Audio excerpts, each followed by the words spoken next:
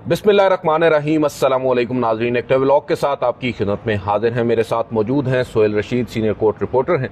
नाज़रीन, आज एक बड़ी खबर आई है। जस्टिस अतर मिनल्ला जो तवील अरसा से खामोश थे, उनका कोई नोट सामने नहीं आ रहा था। आज 2 सफ़ात पर मुश्तमिल उनका एक नोट सामने आया है और उर्दू ज़बान में ये नोट जारी किया गया है सुप्रीम कोर्ट की वेबसाइट पर।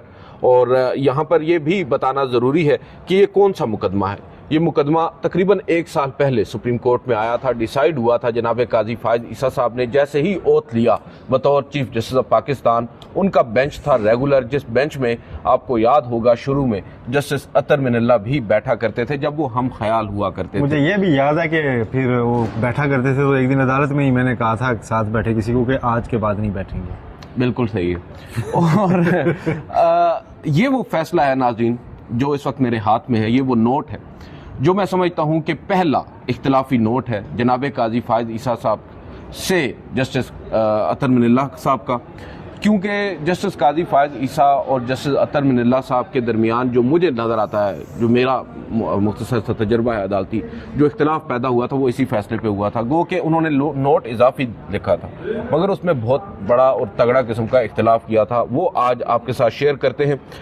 इसमें उन्होंने आइन के आर्टिकल 8 की भी बात की है और ये भी कहा है कि रियासत को ऐसी कानून साजी से यह आर्टिकल 8 रोकता है जो बुनियादी हकूक़ को ख़त्म या महदूद करे। इसकी सिग्निफिकेंस आज के दौर के साथ बहुत ज़्यादा है।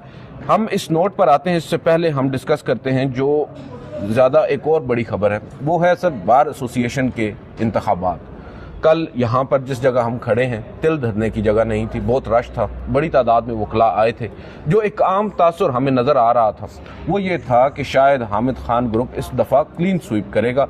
और तासुर इस वजह से हमें ये नज़र आ रहा था कि जो 26वीं आइनी तरमीम रात की तारीकी में जिस तरह की गई और मौजूदा जो बार की क़यादत है वो उसमें उनके साथ थी, बहुत से लोग उनको शरीक जुर्म भी करार देते हैं। तो इस सब में ये कहा जा रहा था कि बहुत बड़ा डेंट पड़ेगा इंडिपेंडेंट ग्रुप को, आसमा जहांगीर मरहुमा ग्रुप या एहसन भोन ग्रुप, आज़म नज़ीर तारड़ ग्रुप, उनको कि वो इस दफ़ा बार के इंतखाबात में कामयाबी हासिल नहीं कर पाएंगे। और हामिद खान साहब को ये एज जाएगा कि उन्होंने इस अमेंडमेंट की खिलाफ इसकी मुखालफत की है। और दूसरा वो ये भी समझते रहे कि वकला तहरीक का एक आगाज़ होना है और ये एक बूस्ट मिलता उनको यहाँ से, इन इंतखाबात से। अब एक बहुत बड़ा सेटबैक है हामिद खान साहब के लिए, उनके ग्रुप के लिए, पाकिस्तान तहरीक इंसाफ के लिए जो बहुत ज़्यादा इन्वेस्ट कर रही थी। इन अदर सेंस वो ये सोच रहे थे, तवक्को कर रहे थे कि अगर बार के इलेक्शन इस दफ़ा इंडिपेंडेंट ग्रुप हार जाता है जो इस वक्त पहले से बरसर इक़्तिदार है, तो शायद मुल्क की सियासत भी क्योंकि इसके साथ डायरेक्टली लिंक्ड है। क्या समझते हैं, क्या आपके लिए सरप्राइजिंग था, हैरान कुन था, और अब इसके आगे चलकर क्या असरात होंगे? देखिए, असरात की अगर हम बात करें, सबसे पहले तो अब आप वकला तहरीक तो भूल जाएं। वकला तहरीक अब नहीं चलेगी। वकला तहरीक चलाने के लिए एक तो पहले भी ये सिर्फ हवा थी, वकला तहरीक का कोई मोमेंटम मुल्क में मौजूद नहीं था। वकला उस तरह से यूनाइटेड नहीं है। वो जो एक किक मिलना होता है ना, वो 2007 वाला नहीं था। वो 2007 में भी क्यों मिला था? एस्टैब्लिशमेंट थी सर। नहीं, उसको भी छोड़े, पहले किसी ने यहाँ से स्टैंड लिया था। हाँ, ये बात है दोस्त, इफ्तिखार चौधरी साहब ने स्टैंड लिया था। समझ गए आप? तो जब ये तरमीम हो गई, उसके नतीजे में नंबर 3 से जैसे यही अफरीदी साहब को लगाया गया, वो लग गए, सुपरसीड होने वालों ने इस्तीफा भी नहीं दिया। तो पीटीआई जो पार्लियामानी कमेटी में नहीं बैठ रही थी, वो जुडिशल कमीशन में बैठ रही है, वो कह रहे हैं जनाब आपने मान लिया तो हमने भी मान लिया।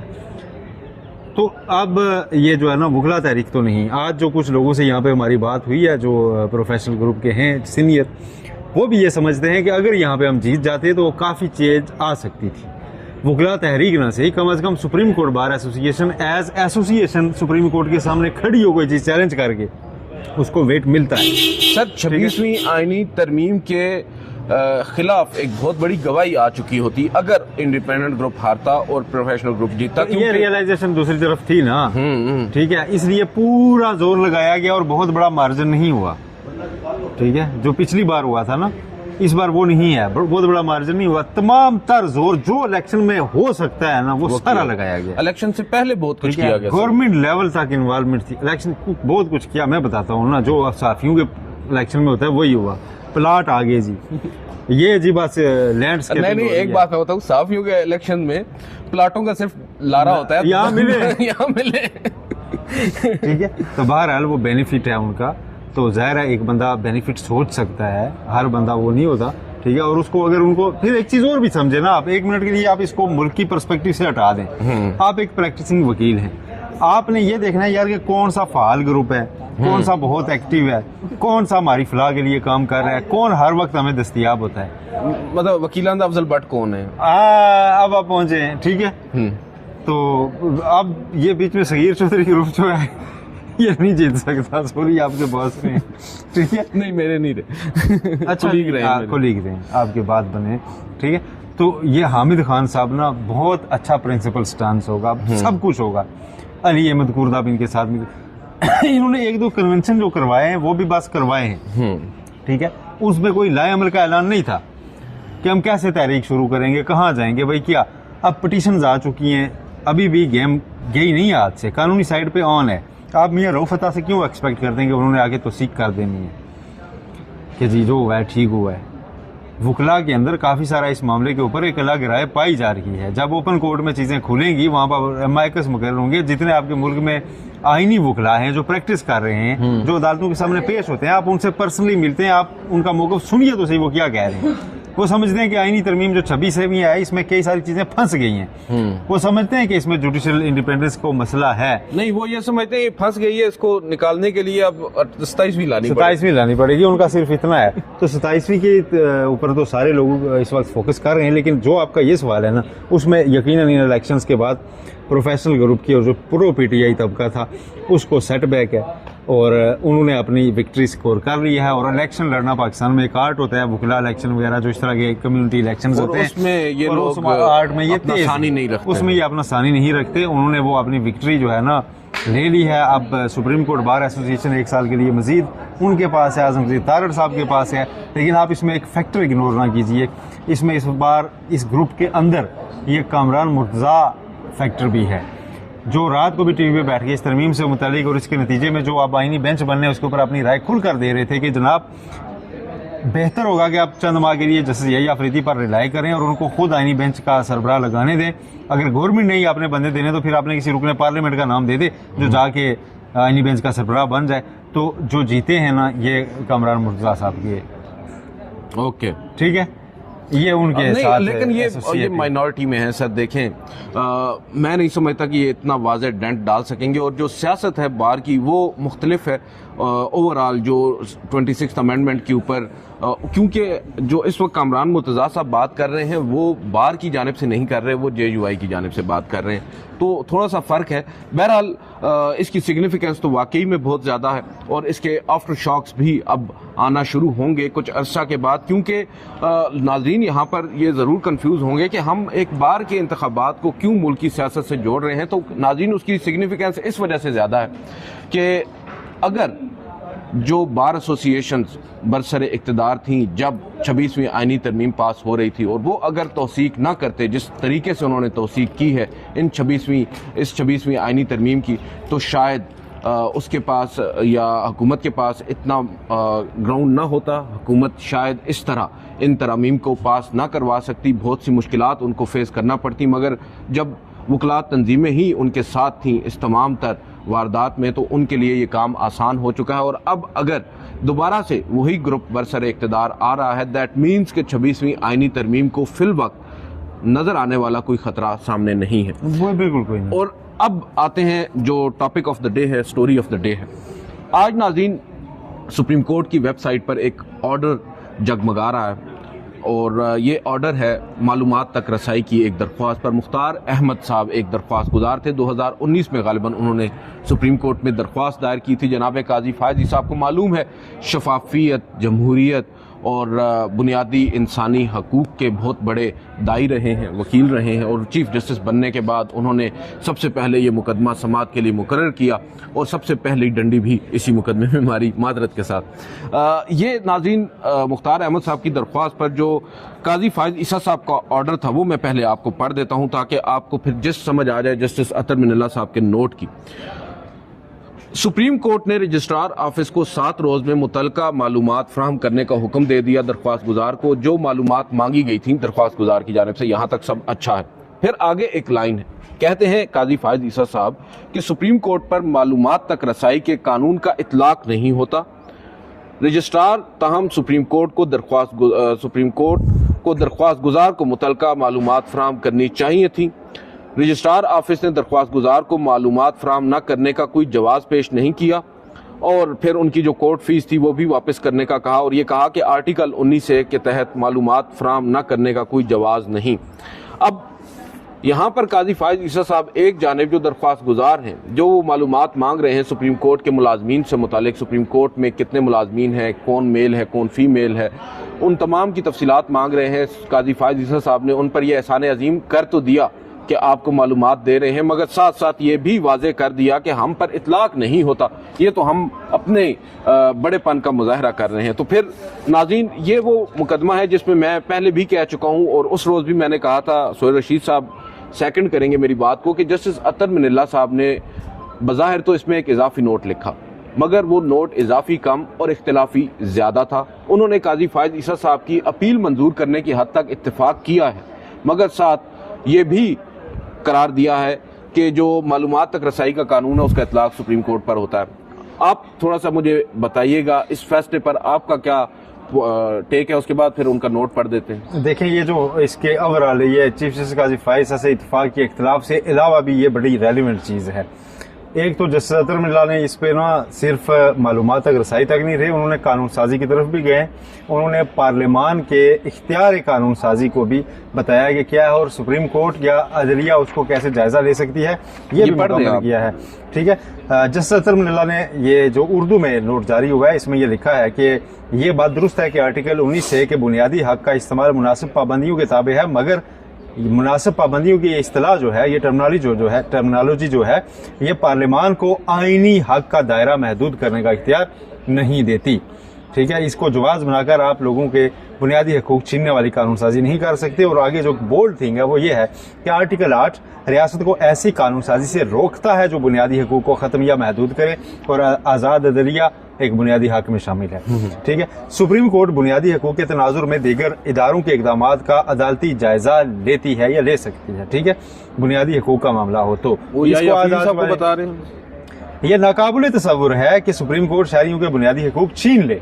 यस, छीन लेने से मुराद ये भी है कि जो हैं और वो उनको ना दे, क्योंकि आगे उन्होंने कहा है कि अवाम अगर ये समझें कि बुनियादी हकूक के मुहाफिज कौन है, मुहाफिज सुप्रीम कोर्ट है, अदलिया है, अवाम अगर ये समझे कि बुनियादी हकूक के मुहाफिज जो मुहाफिज खुद हकूक को महदूद करने में मुलव्वस हैं तो उनका एतमाद खत्म हो जाएगा। यस, ठीक है, और ये अदलिया की बात हो रही है। अवामी एतमाद खत्म हुआ तो अदलिया की आज़ादी कमजोर पड़ जाएगी। सुप्रीम कोर्ट के पास ना तो कोई तलवार है ना किसी खजाने की चाबियां हैं जिससे वो मामलात चलाए। सुप्रीम कोर्ट के पास जो वाहिद हथियार है वो अवाम का एतमाद ही है, और ये एतमाद अगर इसको ठेस पहुंची तो ये मामला जो है वो ख़त्म हो जाएगा।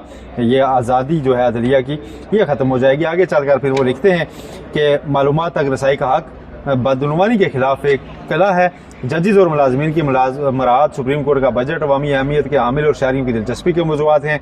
शहरियों को मालूमात की फराहमी के लिए दरख्वास्त दायर करने की भी ज़रूरत नहीं होनी चाहिए।